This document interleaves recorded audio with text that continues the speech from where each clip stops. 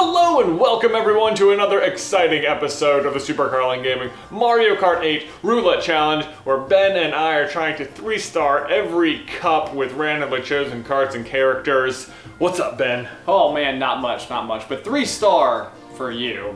For me, top 3. Yeah, really our goal for the series is counterintuitive to playing multiplayer because we're competing against each other. Right, no, we're on the same team. On the same team here. That's right, we're on the same team. Alright, well let's choose some characters. Callie, we got some dice rolls. 21. Alright, boom, boom, boom. Baby Daisy. Oh. 18. Alright, 7, 14, 15, 16, 17, 18. Oh, jeez. Oh yeah, we are very different today. Very heavy, very dense. We're both starting from the teddy buggy, but we'll get separate rolls so they're different. 26. Yeah, back at the teddy, so we know it's 26 for a full cycle. Our full cycle. 27. Oh god. Oh, slim, alright. 27. Callie. Alright, there we go, those are my stats. Ben, maybe you'll get some lower numbers. Yes. 19. Oh boy, I'll bike again. 27. That's 3 27s, by the way. How random are these rolls? Alright, the sponges. Sponges. 25. Alright. Oh, Bowser and his parasol. That's a good look. How do I look at my stats here? Plus, there you go. Oh, there you go. man, your handling is dramatically My better. handling is great. I'm excited because I naturally always choose the teddy buggy whenever we play like battle mode, so I've got a lot of experience with it. Oh man, see, you know, last time I was very devastated about getting a bike, but I actually did better than expected. Yeah. So, although I imagine Bowser plays different than Cat Peach. maybe. Yeah. Yeah. We're doing the Star Cup today. I'm looking forward to Dolphin Shoals. No, it's a beach level. Beach levels beach are level. stupid. I don't like beach levels. All right, I do like this level though. Sunshine Airport. Sunshine. It looks. Oh, that's fun. Yeah. You're Airplane. Like, right? Whose themed course is this one? I don't think it's anyone in particular. I think it's just for Mario Sunshine. Ah, okay. Just sort of themed off that whole game there. Yeah, here we go, baby Daisy. Boom, and we're off. All right. I feel like I'm slowly starting to learn that maybe your card selection matters more than I had previously thought. Like, I think I was always generally under the assumption that you could win with probably anything, which I think the whole point of this game, you're sort of proving that you can win with anything. Well, it's like you can still win a lot of times with probably anything you choose, but some things are significantly different than other things. Like you can adjust it to your style of play pretty dramatically in this game. Right. Yeah, so I think... which is, on one hand, nice, like, that you have so much control, but then for, like, people, it can be a little overwhelming, I think. Like, maybe, like, as opposed to previous iterations of the game, where everyone basically had the exact same cart, and all you had to worry about was the weight class and, like, you know, the appearance of your character. Sure. Yeah, no, I noticed that last time, though, with the, with actually using a bike and a, I guess, potentially faster character that I wouldn't normally pick, because I do think I find myself consistently playing with the same cart select and same character. Yeah. Almost without fail, which is usually sponge tires, King Boo, on whatever the white sort of torpedo shaped. Right. I think it's the one that was is. like, it was a signature to Mario Kart 7. I think it was on the cover art for that. But I know what you mean, and that's sort of like whenever, I remember last time I played through a Mario Kart game and just sort of cleared everything. I basically did Luigi on the sport bike with the slick tires every single time, and it just became like boring, like that you never changed, because they have so many cool fun options, but it's just like, yeah, I use the most basic thing because I feel like it's the best. Right. So I wanted to do this roulette thing so that it was more like, I'm just gonna try random stuff and see if I can still win and maybe discover something random just by trying stuff, so. Well, and that's totally what happened to me last week, was it was kind of like, I even groaned at having a bike, and then it ended up being so great. Exactly, yeah, see, so on the other hand, I had the villager who was the worst, and I hate him, and I don't Yeah, you complained about it the literal entire time. Well, he's stupid, and I don't like it. He's stupid. Stupid. I mean, if been you're gonna be a behind someone- character from Frogger, you need to be the frog.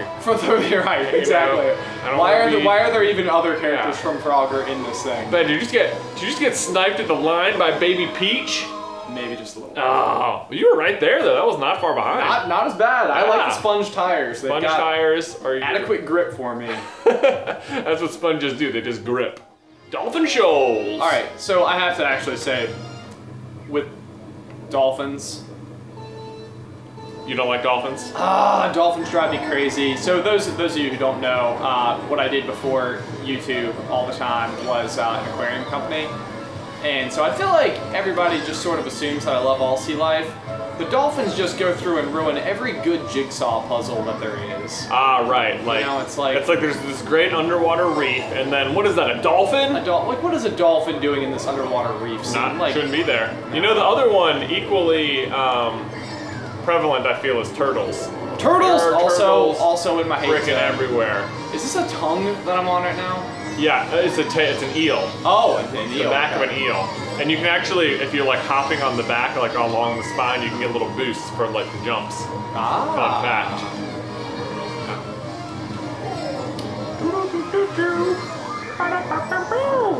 All right, Callie. So, do we have anything specific we should be talking about today besides our dislike of Sea creatures. sea creatures and non-frog characters from Frogger?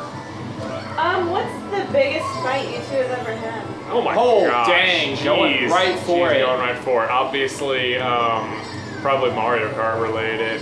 No, probably not. Man, this course is killing me right now. I think the biggest fight we had, because me and you don't fight very often. Not really. At all. No. I think the biggest fight we ever had was within the past like 5 years though, and we were living together. Yeah. And I desperately, like after leaving college, was excited to adopt a dog. Right. And our mom works at the SPCA, so like we pretty consistently. Oh boy, I'm in third. This is no good. On the final lap, no good. Sorry. No, it's I okay. interrupt your story. She would constantly like text us with pictures of like foster opportunities and stuff that came in.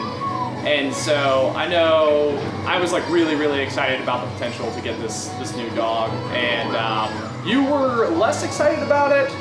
That is true. I think especially with your girlfriend at the time, wife now, Beth, being allergic to dogs, pretty fairly so, because it would have made it a little unbearable for her to be there. Indeed. But I think I was under the impression that if we had gotten through the entire foster period, everybody would have fallen in love with this dog, which I totally did. Right, And I think per the end of it, it was kind of like, I would like to keep the dog now, and you were not super stoked about that. Yeah, I sound like a real jerk in this story, for sure. There's no doubt, like, no, we can't keep the dog. The poor puppy had to suffer. And, the irony is that the dog you eventually adopted, the dog that was in question was a very good dog, and the dog you eventually adopted is not. The worst dog. But hold on, I'll wait for the here we go, we're at the next level. So, the background of the story, though, is that two things. One, yes, Beth was, like, allergic and stuff, but, like, when we moved in, I, like, specifically said, like, I just, heads up, I do not want to have a dog, like, while I'm roommates. And the thing is, I wouldn't want to have a dog while I was roommates with anybody. Not, like, I mean, it made it significantly worse that it was such, like, a family affair with our mom being in the SPCA.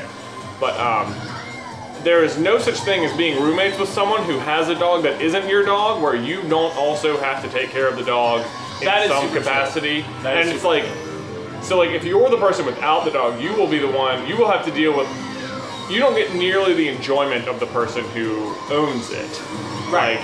Like you don't own the dog, you're not training the dog, you just have to deal with either the person not training the dog, or the poop or walking the dog when that person can't be there, or dog sitting, and it's like, no, it's even, this is roommates 101. You were not wrong. Yeah. I think that there was just a ton of emotion involved. I think it was one of those moments where I genuinely believed that, like, because we grew up with dogs our whole life. Yeah. I think as soon as I was able to live on my own, it was sort of like, that was like my next step was dog time. Yep. And So I think I was mostly like, oh, it'll be fine. Like I'll get it here, we'll foster it, everybody will fall in love with it, and it won't even be a thing. Yeah, yeah. I had a feeling exactly what was going to happen was going to happen. Well, and everybody who is listening, if you're going to college and you were like, I really want to get a dog, my roommate's gonna love it too. Don't get a dog. Don't get a dog. Yeah. Your roommate's not going to love it. Yeah, the background story to this is that my roommate, one of my roommates in college, had a dog, and it was roughly the size of the room we're in right now. It was massive. It shed this white fur all over the place. He did not have like a ton of time to train it. Surprise, because college takes time. And it would just chew stuff up. It was just in the way all the time. And now we'd get calls from him to be like, hey, would you mind walking Sadie for, the next 2 days at like 2? I'd be like, I really don't want to go walk a crazy dog, Holmes. So that was part of the background where I learned that story. So yeah, if you're in college and you think, yes, I want a dog, just wait. You know what?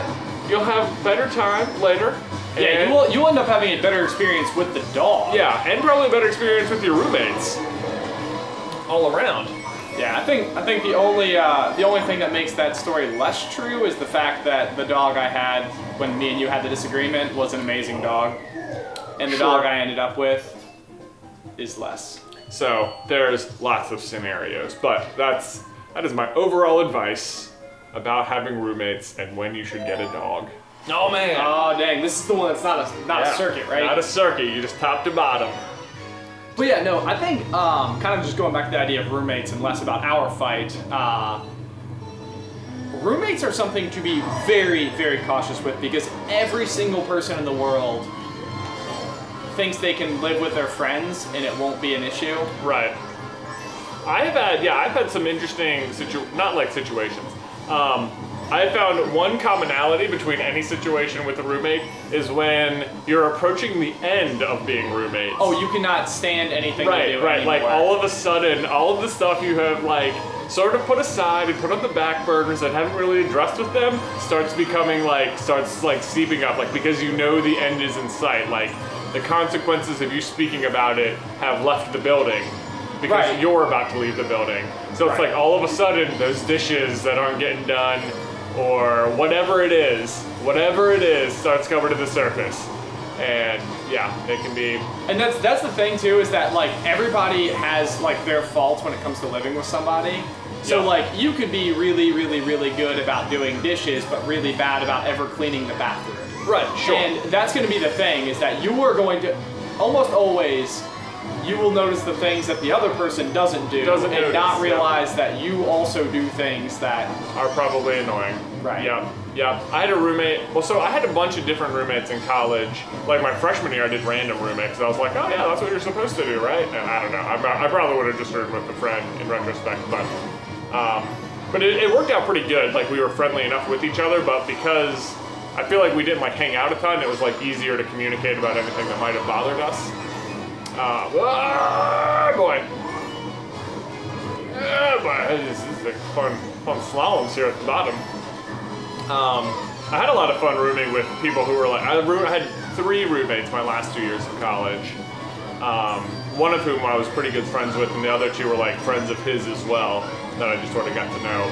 And then of course the guy I was actually friends with was like, I'm studying abroad for this first semester, so see ya. Oh my gosh, you're so close, so close. Better not get hit by something. But it's fun getting to know the other people, for the most part. Oh, other pro tip, if you have roommates.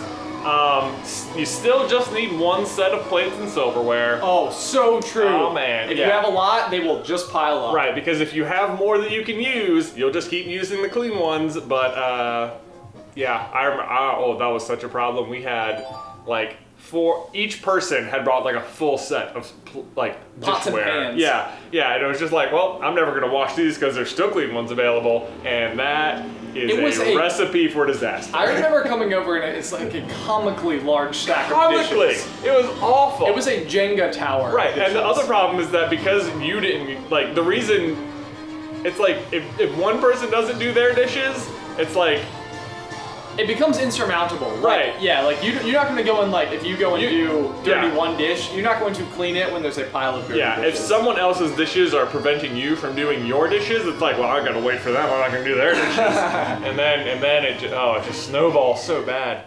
Oh boy, there you go. Anyway, so that's how to have dishes and not have dogs with roommates in college. New vehicle customization. Woo! Look at that, 3-star, boom, we did it. I had a feeling we would, because I like the baby characters and I like the teddy bear thing. I didn't feel great about that. That was a little slow. That was pretty good. Okay. You're at 31. Yeah, bit. Not bad. All right, but leave us some questions or anything you want us to talk about down in the comments below. Thank you for liking this video and subscribe so you don't miss any future Mario Kart action. We will see you next time.